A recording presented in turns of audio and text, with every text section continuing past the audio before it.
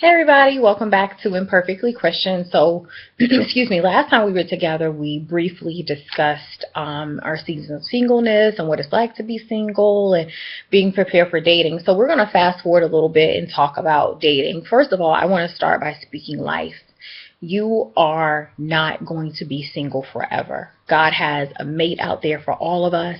We know that God is very, very serious about the covenant of marriage between man and woman.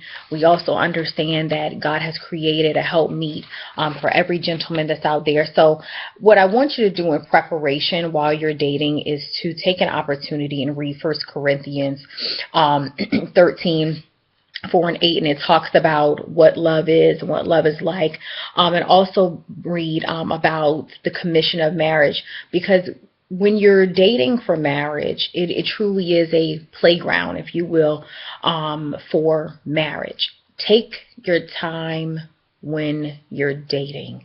Take your time. Sometimes in the thrust of the emotions, we can become so excited that we finally have someone that's interested, and we have like minds, and everyone's celibate, everyone's practicing abstinence. And sometimes our emotions can get the best of us, and sometimes even our flesh can rise up because we are just so happy to have somebody. So I challenge you to really study love, really take the time to get to know the person that you're dating, and maybe even make a tangible list of the qualities that you're looking for. And so I ask you, make a list of what you need versus what you want, because sometimes our fleshly desires can take over what God really has for us in a partner. And maybe make those things, write those things down, in a tangible list, so that way when you are overcome with emotions, when you are so excited that you finally met someone, you have that list, that very tangible list that you made when you were not emotional. You made that list in your season of singleness.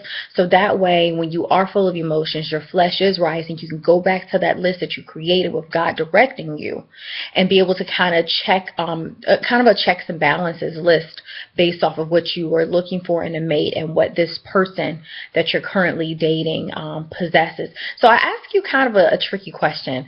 Is it okay to date multiple people at one time? I don't know. That's something that you have to ask yourself, and you know your attention level. If you're able to, quote unquote, juggle dating multiple people at one time. Do you have a conversation when you're dating someone to let them know that, hey, listen, we're not exclusively dating yet? Or do you have the conversation when it's time for you to exclusively dating? That's something that you have to figure out for yourself in your dating relationship. I know that for me, I am just way too busy to try and juggle various dating relationships, and likewise I don't ever want to deceive anyone. So that's why I was asking, would you be very forthcoming about whether or not you're dating multiple people at once? So kind of know what you need versus what you want. Also be clear about what your expectations are in a mate. The person that you're dating, because again, we're dating for marriage. Is it important to you that this person is saved? Is it important to you that they have an intimate relationship with God, that they're actively engaged in their church family, that they're great parents? What are your expectations of this person? And likewise, be clear about soul ties and be clear about the law of attraction. Whatever you want in a mate, you have to also be those things. None of us are perfect. All of our sins are different. And make your expectations known early, because we all want to be able to make an informed decision about the person that we're dating. And likewise, we want to give other people that same opportunity. So if you're not on the same page as far as it relates to some of the things that are really important to you, make those things known early. Have those hard conversations early. You don't have to sugarcoat it. Okay, we're too old to be sugarcoating the things that we know that's going to be important to us, and then therefore you end up marrying, you're unhappy, all because you were, quote unquote, kind of living a lie. You weren't honest with yourself or with the person that you're dating.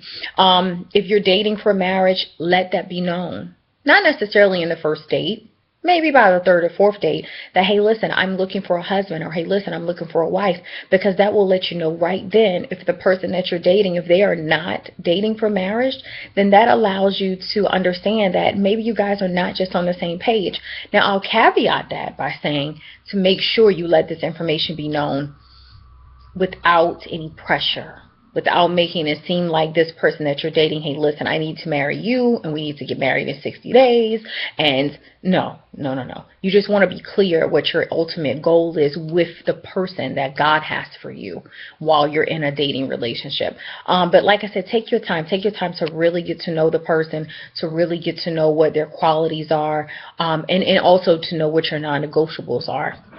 Are they so closely tied to what you are not really interested in? Right now, you're in the interviewing process. That's my son. Right now in dating, you're in the interviewing process. So really take the time to get to know the person you're interviewing for the position, just the same way they're interviewing for the position. And also study marriage. If you're dating for marriage, make sure that you understand what it is to be a helpmeet. And also celibacy. If the person that you're dating is not willing to wait until marriage, and we know that even in the book of Corinthians, they say that you have to either burn in lust or get married. The wages of sin is death.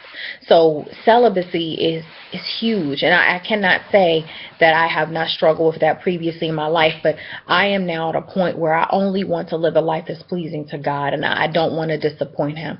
We all fall short of the glory, but I want to make sure that at the end of this, I hear, well done. So that is just a little bit about dating.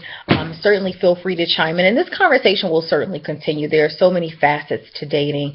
It's not easy, especially when you're dating for marriage. I'll talk to you guys soon.